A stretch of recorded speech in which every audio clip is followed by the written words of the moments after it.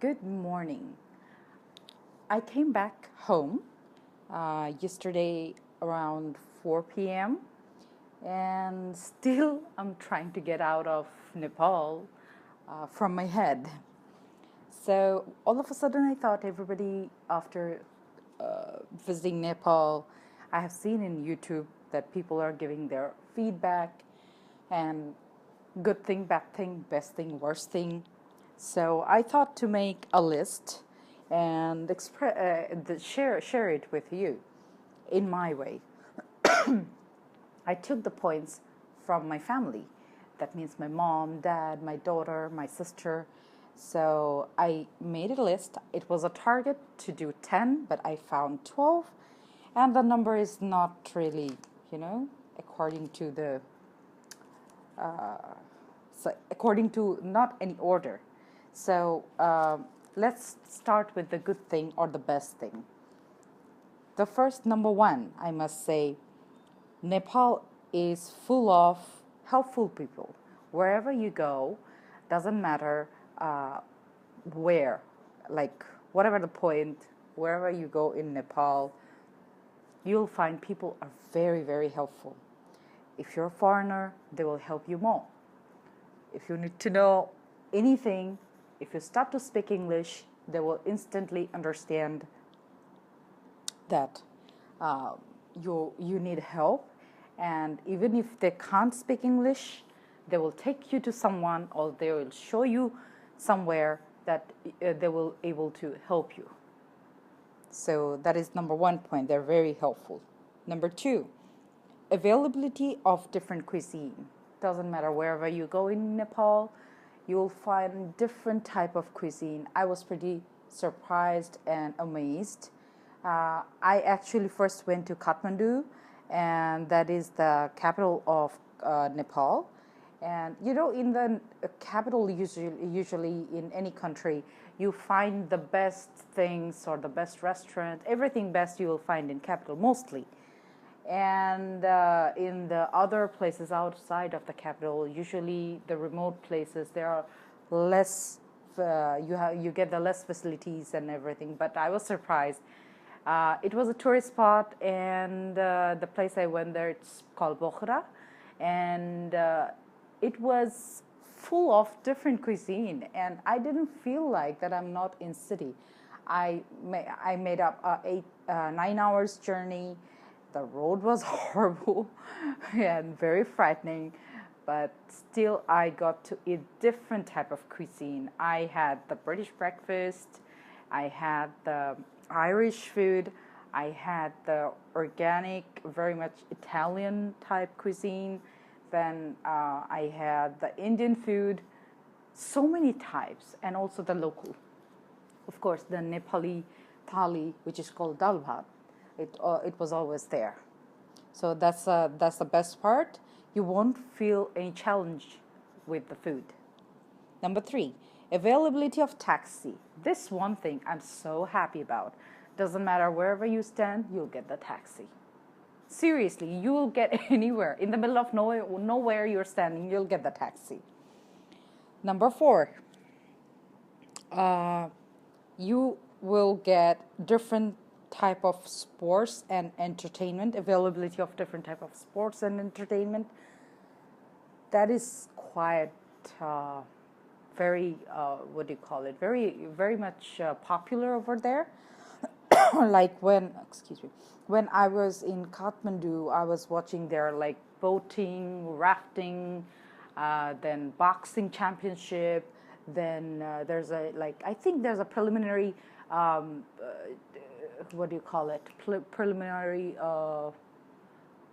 round of UFC, I think, that is happening in Nepal next month. Probably, I'm not sure, but I have seen a banner. Then, they are very famous for Muay Thai. So whoever is interested in different kind of sports, like also the tourist sports called rafting, surfing, paragliding, some small plane. They have very small, very basic plane. You can fly that by yourself. 2-seater planes. So it's beautiful. You'll get everything to entertain yourself, whoever are. Also the trekking, that is the most famous one. They have different gates of Himalaya, and you can go if you are healthy, you have the capacity to bear your cost. So you can go from anywhere of Nepal. So that's the best part. You won't be bored. So number 5, safe for foreigners. Even if you walk at the middle of the night, not even the middle, but let's say 3 o'clock, 4 o'clock, you're safe, even if you're a foreigner.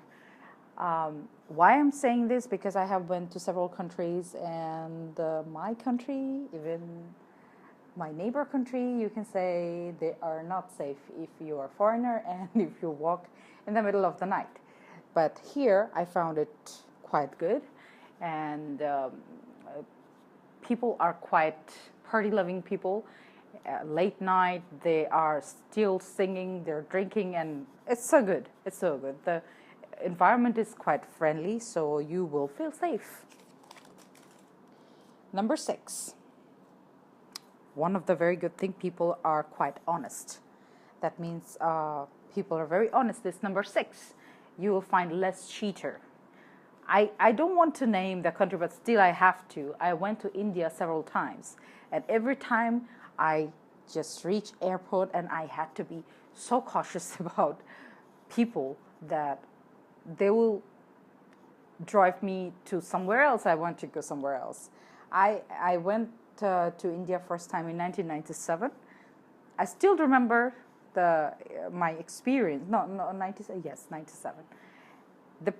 When taxi picked us from the airport and from the hotel, as far as we remember, that was my first time in Delhi.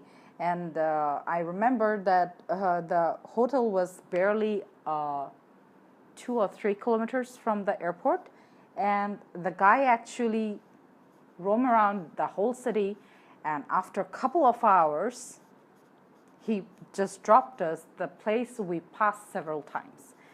So, and he charged us a huge amount of bill. We had no choice giving him the money. So such kind of thing will never happen in Nepal.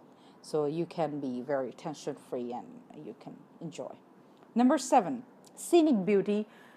That is the best part. Wherever you go in Nepal, you will be, if you're a mountain lover, that's a heaven for you. You'll go anywhere, you'll see the Himalaya. Number 8, freedom of women. You know what? I am living in such country. We are Muslim country. We are conservative, but we are developed as well. But I felt this is not a Western country; it's Asian, so it's quite unexpected the way women are working there. They are riding the bikes, they are driving, they are walking, their outfits, everything.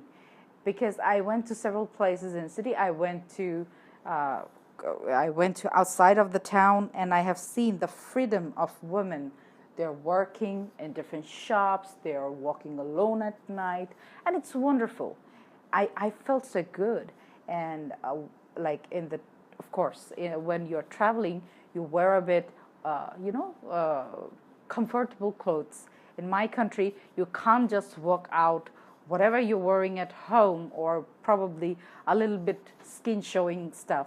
You can't just go out and walk in that way. No, it's not possible in my country. I admit it. But also there are girls who are like that. They wear, but they don't mix up everywhere. Trust me. People will point out, people will talk. Eve teasing will be everywhere in my country. But in Nepal, I felt so good that girls are walking. They are nicely, they did their makeup, nice hairdo, and a nice outfit, nice heels and everything they're wearing. And I'm so surprised nobody even looking second time to them, because they're walking and they're passing. They're not one girl. They're like hundreds of girls wearing similar kind of clothes. They're wearing mini skirts. They were wearing really short hot pants. and like sleeveless tops and very fashionable tops, and nobody even looking at it. It's a very warm country. I mean, not warmer than mine, of course, but they're free. They're free to wear anything and everything. So I felt very good. That is the freedom. The first step of freedom is freedom of outfit. So that thing I saw. And also I worked with Nepal previously. I saw how women are working there. They're just leading with everything. So it's great. I found it very good. Excuse me.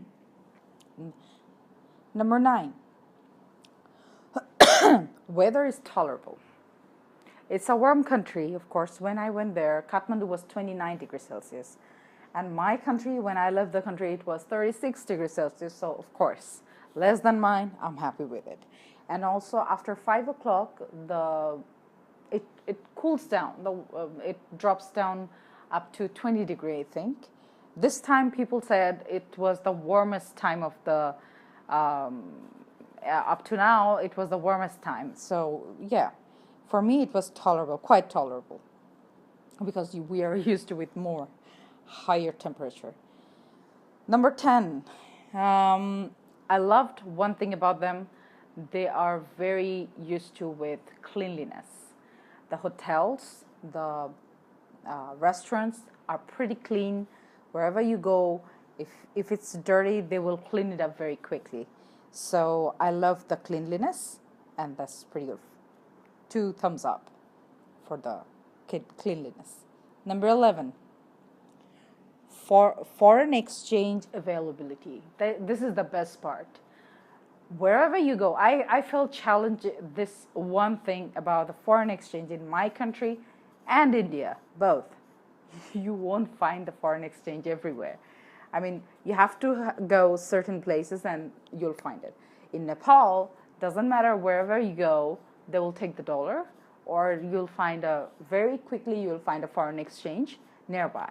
So this is one of the best thing for the foreigners. You don't have to worry for taking the dollars, or somewhere in Nepal, yeah, they won't take your card. You have to carry your cash, but you don't have to worry about where will I go and I'll find the foreign exchange to take the local currency. So you don't have to worry about it. You'll find it somewhere. Doesn't matter, wherever you go. So these were the good parts. Let's go for the bad part, or let's say dissatisfactory part. So number 1, this was all of our family members complained, too crowdy. Yeah, I was quite surprised. This is the off season because this is summer.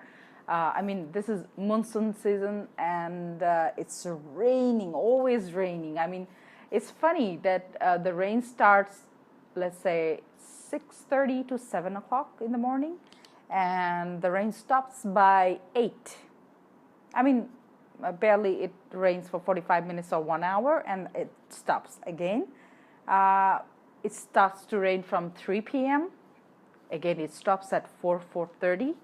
This is what I saw. It's like you can actually check the clock. And again, it starts to rain at 7 o'clock, stops at 8 to 8:30 p.m.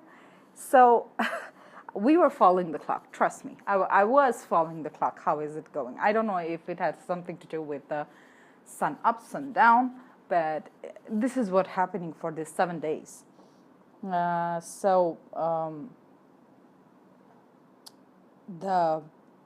It was the monsoon season. It was not supposed to be crowdy, but it was way too crowdy. I was like literally thinking, would I be able to pass the traffic? And the traffic is another complaint. I mean, it's too crowdy. Kathmandu, Nepal itself is full of foreigners, trust me. I think more than 50% is foreigner. It's not only about tourists, the people who are coming from outside, the expats, they're also included. So it's a huge crowded place. If you're looking for isolation, you have to go outside of the town. And I won't guarantee you, because I went to Pokhara. I had a plan for Nagarkot, but I couldn't make the I couldn't make time to go there because that's absolutely opposite side of Pokhara. I was more focused about Pokhara at that time, but in Pokhara as well, Pokhara it takes 9 hours.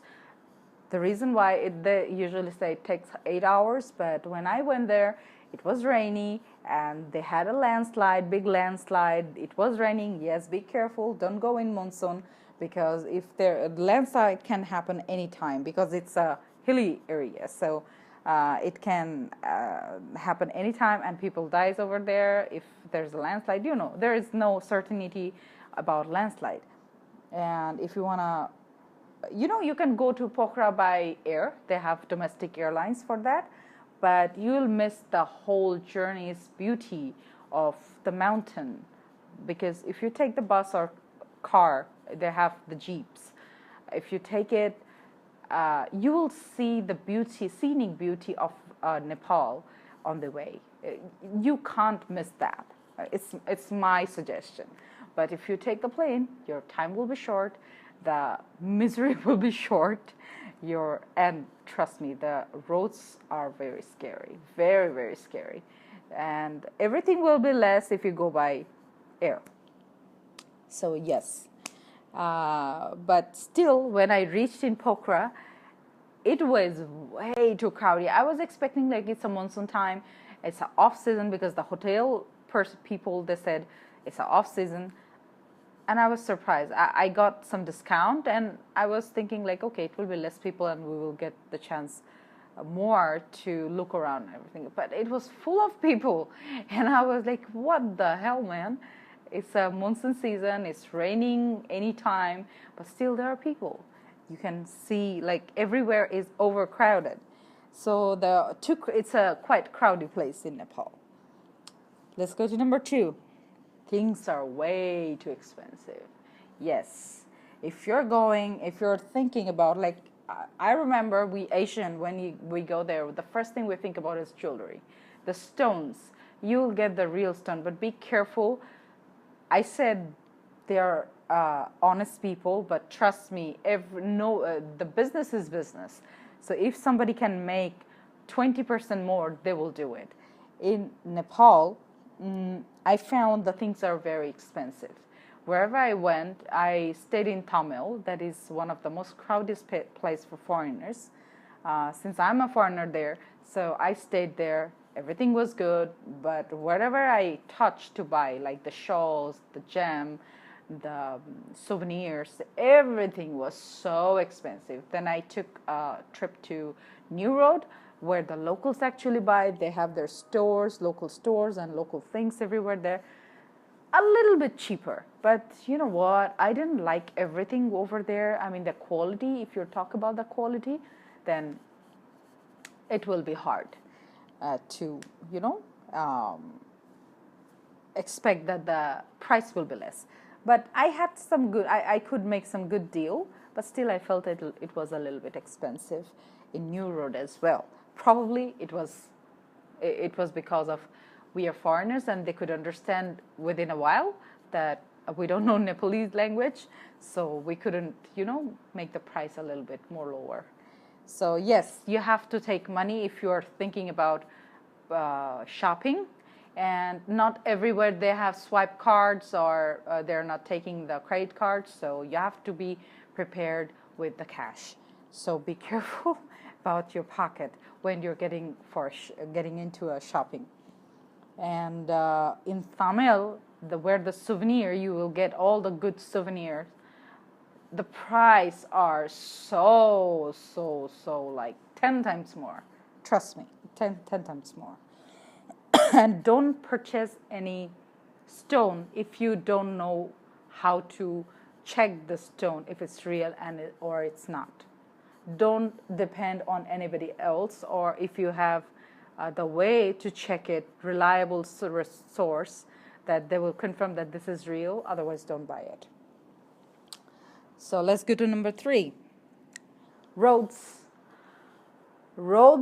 inside the capital, some of the places, not some of the places, I think I found several places. Those are not good. They're digging it or they're broken. It was rainy season, full of water, muddy. I was not happy about the roads. Sorry, Nepal. I enjoyed your country, but I didn't enjoy your roads. It was way too bumpy, muddy, and ill. My North Star Converse is ruined. Trust me, it was a new pair. Number 4.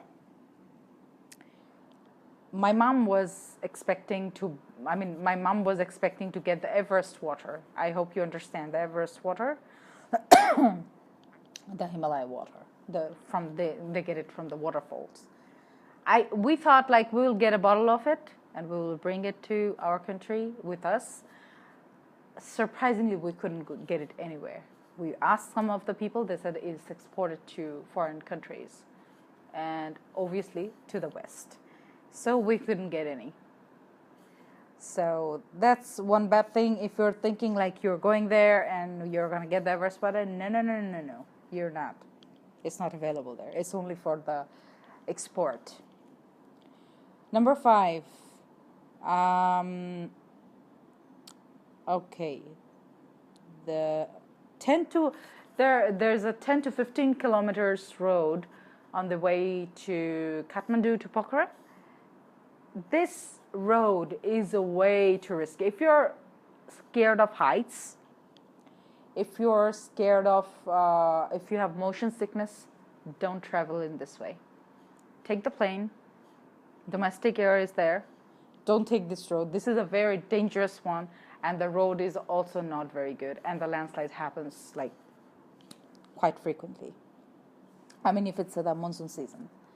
So my suggestion is don't go in monsoon season. Number 6. I feel that they have the domestic airlines, but Nepal is a tourist country. It's a tourist-based country. If you go, it has a scenic beauty. It's rich of scenic beauties. They have the Himalayas. They have the lakes. They have the Fuel Lake, which is famous, which is very near to the Himalayas, and they have all the scenic beauties. Whatever you need for isolation, whatever you need for meditation and everything, you need to free your spirit. They have everything. But the problem is the roads are not good, so they need to put up some international airports over there. I felt like, because if they had the international airport, I don't have to stay in Kathmandu at all, because my target was Pokhara, and I had really some great experience over there. I did my paragliding, it was my dream. So I did that, but I had to stay in Kathmandu for 3 days for nothing. I had to wait to clear up the road and from the landslide, and also after 20 years they had elections which we were not aware of. Otherwise we could make a different plan we had to stuck there for 3 days because the election was going on, people were voting. There were, a little bit warm political situation I felt like was going on. So we are foreigners, if we get stuck for different kind of blockade, we will be, people were saying things. So these are the things you have to be a little bit aware before you travel in Nepal. Of course, the election doesn't happen every year, but the landslide, yes, and the natural, all the alerts, you have to take the information from Kathmandu, not the hotel.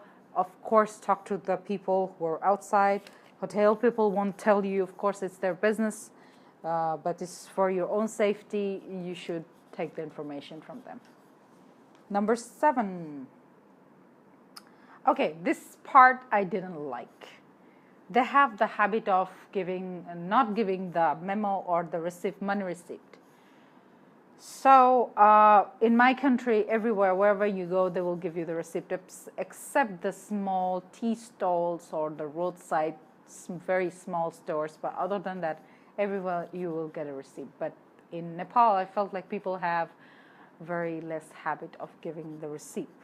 So if you are on budget, or it doesn't matter, whatever you're spending, at least you can make up about your, if you don't have unlimited source of money, except that you have to have some receipt of your big purchase, small purchase, whatever it is. You at least can say that, okay, my money didn't flew away. So we are out of any kind of proof that we have spent somewhere this money. So we didn't have the receipt. We have bought several stuff, but we didn't get the receipt. Number 8, different rate of foreign exchange. This is one issue I was quite disturbed. In Kathmandu, I had 101.50 Nepali rupee against $1. In Pokhara, I had 100 Nepali rupee against $1. So they were saying wherever you go, it may more vary. So I didn't understand in one country why it had to be different in different places. I mean, yeah, probably 1 rupee or 1.5 rupee won't vary to many people, but I think it's not correct, because it goes with your currency is everywhere same, so why you have to be like that? I understand in Pokhara that's a very remote place. By the way, in Pokhara everything is so expensive because it's very remote, but that doesn't mean the exchange rate has to be different as well. So I didn't like that part. Last one and the most important one, number 9, the bathrooms. You may not like it, only the 5-star hotels contain the best bathrooms, but even in the airports they have horrible bathrooms. The bathrooms are not clean, number 1. Yes, they're quite clean outside, but in the bathrooms, I found in the ladies' bathrooms, of course, I haven't seen the male bathrooms, but they're not clean, number 1. They're not well organized, also in my hotel bathrooms, I stayed in a 3-star hotel,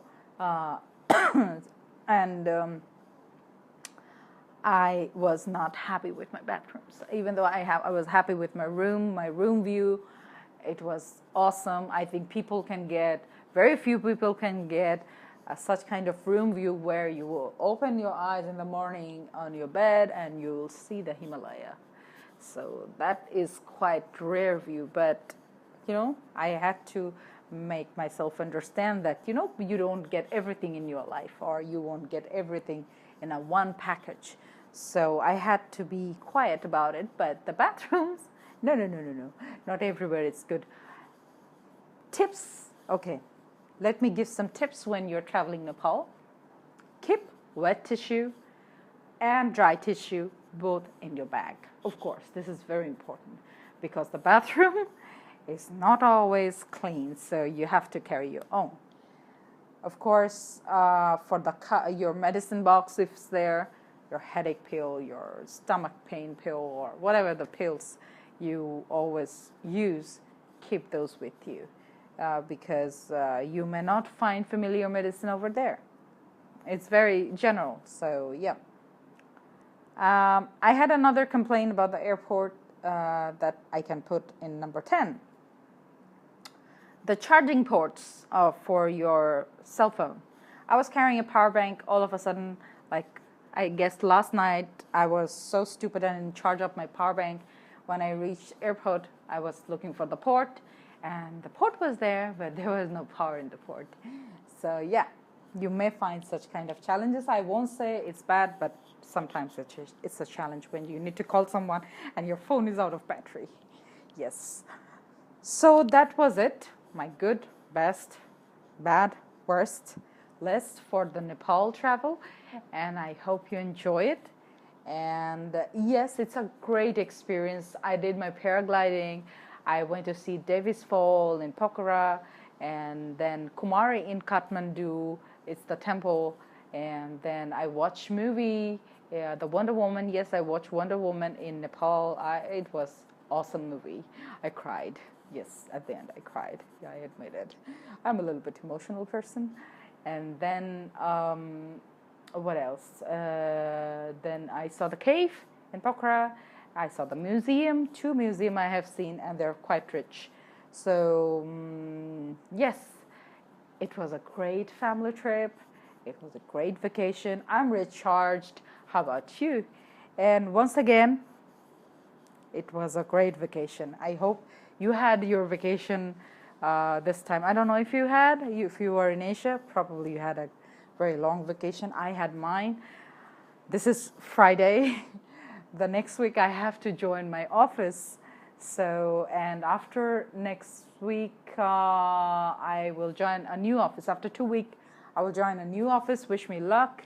So, that's it. If you have any question, if you want to know something, I will try to answer your question about Nepal traveling. Feel free to ask. Thank you.